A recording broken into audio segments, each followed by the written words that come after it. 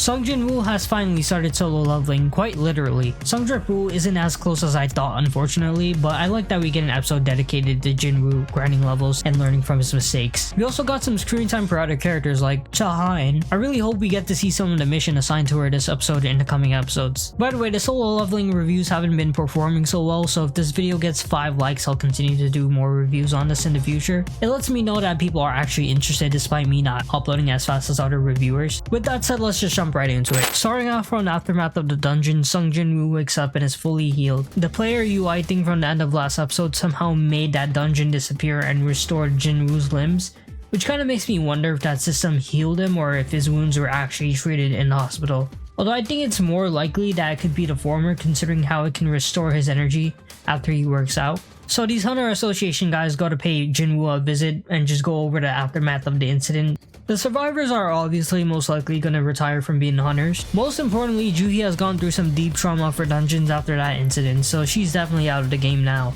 The Hunter Association guys bring up Jin Woo possibly going through a reawakening considering he survived despite being low ranked. Maybe it's not a reawakening, but seeing how his power level was pretty low, it reminds us of the meaning of solo leveling. He's not just going to start out ballistically OP, he needs to grind and level up in order to become stronger. I think I mentioned this in my last review, but again, I appreciate how the series lets us see his character growth and doesn't just let him ass-pull his way to getting strength. Despite practically being revived and having this UI system, he still has to put in the hard work and effort to get from point D to A. And speaking of this UI system, it gives these objectives for daily quests that Jin Woo has to complete by the end of the day. Otherwise, he'll be forced into a penalty quest. But if he completes them, he gets various rewards. I hope we can learn more about it though, like where it came from and whatnot, or if it's a part of when the gates and dungeons started appearing in the world. Going back to when I mentioned there was a penalty if he didn't complete the daily quest. Jin Woo, being the idiot he is, took the system for granted and got forced into a penalty quest where he has to escape this fucking dragon centipede monster for 4 hours. He definitely needed that lesson to know not to ignore the UI. A part of the UI system are also stats that he can increase, especially when he levels up. He earns points from the quests he completes, but one thing I felt like he wasn't making smart decisions on was just dumping all of his points into strength. He's under the impression that if he maxed out his strength, he won't have any more problems fighting monsters in dungeons.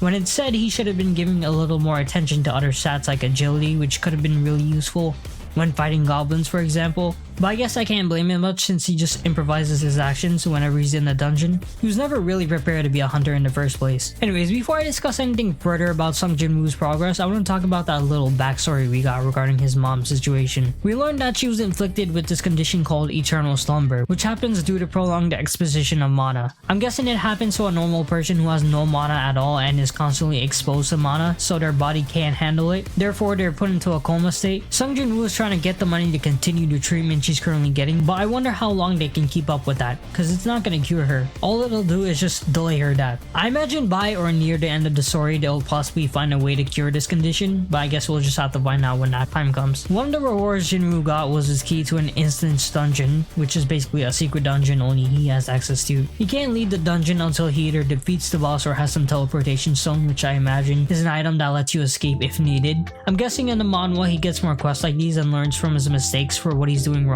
when fighting monsters in the dungeon, which helps him advance further, and each dungeon he completes he might get a significant level boost. Going back to the topic of his stats, I've already made my point with the agility in goblins, but I really feel like having some points stacked into agility would have really helped with the wolf he fought. Wolves are fast, so it'd be best to keep up with their speed so you could outwit them and get the kill. Jin Woo is gonna have to learn all this the hard way if he's gonna survive these dungeons and possibly even harder daily quests from now on. I'm really looking forward to seeing how he handles this situation next episode. But yeah, another great episode. I'm loving that we get to see Jin Woo's growth, screen time for other characters, and learn more interesting facts about dungeons. Let me know what you guys thought in the comments.